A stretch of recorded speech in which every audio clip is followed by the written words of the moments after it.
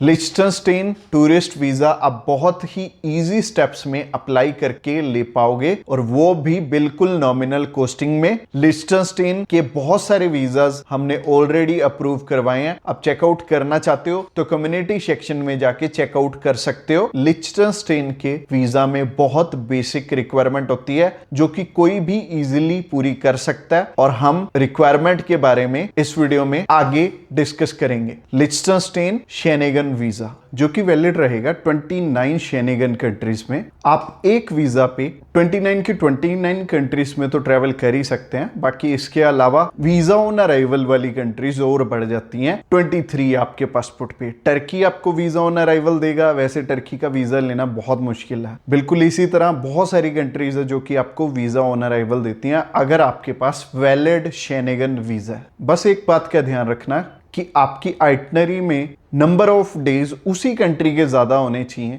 जिस कंट्री का वीजा आप अप्लाई कर रहे हो। अब बात करते हैं कुछ एक मिस्टेक्स की जो कि आपने अवॉइड करनी है। शेनेगन जितनी भी कंट्रीज है ना, मैक्सिमम कंट्रीज में confirm hotel booking, confirm air ticket की जरूरत नहीं होती। वीजा आना होगा तो डायरेक्टली आपका होल्ड वाली एयर टिकट पे भी आ जाएगा। तो बहुत सारे लोग अपने पैसे बर्बाद कर देते हैं। अभी हमारे पास एक कपल आए थे, उन्होंने लगभग 2 से 3 लाख रुपए की टिकट उनकी वेस्ट ही चली गई। तो जब भी वीजा अप्लाई करना है हम होल्ड वाली टिकट पे भी कर सकते हैं इस वीजा को अप्लाई करने से पहले। पर मैं सलाह ये देता हूं कि ट्रैवल हिस्ट्री की कोई जरूरत नहीं है जब भी आपने शेनेगन वीजा अप्लाई करके लेना है। और इवन जितने भी आज तक के हमारे वीजाज लगे हैं वो बिना ट्रैवल हिस्ट्री के ही लगे हैं। अगेन वो ही बात है कि शेनेगन 29 कंट्रीज हैं, कोई ना कोई कंट्री ना एक टाइम पे वीजा दे रही होती है। तो बेटर है जिस कंट्री से रिजल्ट अच्छे निकल रहे हैं उसी कंट्री का अप्लाई करके हम वीजा ले लें, रादर देन कि हम 2-3 कंट्रीज में घूमने पे 1-2 लाख रुपए वेस्ट करें, उसके बाद वीजा अप्लाई करें और सही ढंग से अगर मान लो हम रिक्वायरमेंट ही नहीं अपनी देख रहे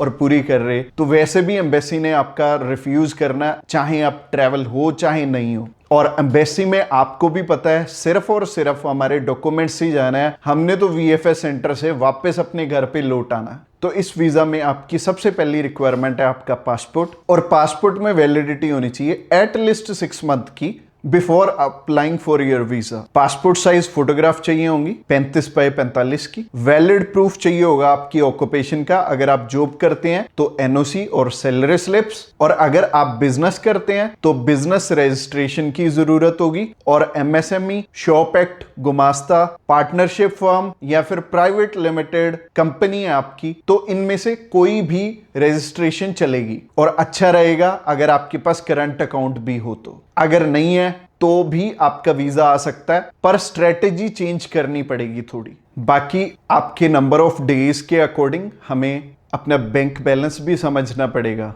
कि अगर मान लो आप ट्रैवल कर रहे हो 5 से 7 दिन के लिए तो 3 से 3.5 लाख रुपए आपके लिए सफिशिएंट रहेंगे। पर आपने अगर 1 या 2 महीने के लिए जाना है तो आपको 6 से 7 लाख रुपए, 8 लाख रुपए चाहिए होंगे। और अगर आप सिंगल एप्लीकेंट हो तभी इतना बैंक बैलेंस चाहिए। अगर आप अपनी फैमिली के साथ ट्रैवल कर रहे हो तो आपको कम से कम 8 से 10 लाख रुपए दिखाने पड़ेंगे जब भी आपने ट्रैवल करना है। इसके अलावा आईटीआर्स की भी रिक्वायरमेंट होगी इस वीजा में। बाकी अगर आप मैरिड हो तो मैरिज सर्टिफिकेट लगेगा, और अगर आपके बच्चे भी हैं तो बच्चों का बर्थ सर्टिफिकेट भी साथ में अटैच करना होगा। और बैंक बैलेंस, ऑक्यूपेशन प्रूफ, आईटीआर्स, यही आपके मेजर डॉक्यूमेंट्स हैं और जिनके बेसिस पे एम्बेसी आपको जज करती है कि आपको वीजा देना चाहिए या नहीं देना चाहिए। और अगर ये 3 डॉक्यूमेंट्स आपस में अलाइन है तो अच्छा रहेगा, और अगर ये तीनों डॉक्यूमेंट्स आपस में अलाइंड नहीं है तो आपको गाइडेंस ले लेनी चाहिए। और हम रेडी हैं आपकी हेल्प करने के लिए।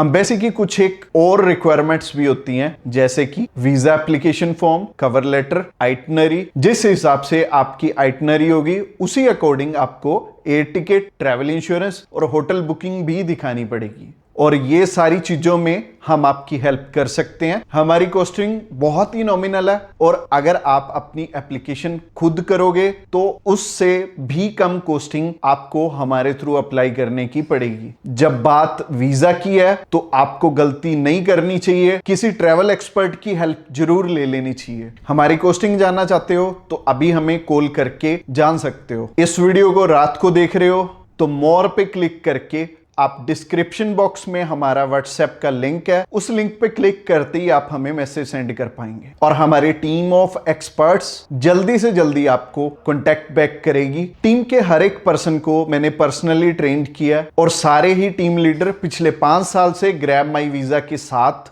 हजारों ही लोगों की हेल्प कर चुके हैं और सक्सेसफुली बहुत सारे वीजाज इनकी गाइडेंस के थ्रू लोगों ने लिए हैं। और ये छोटी सी वीडियो में मैं सारे प्रोफेशन कवर नहीं कर पाऊंगा।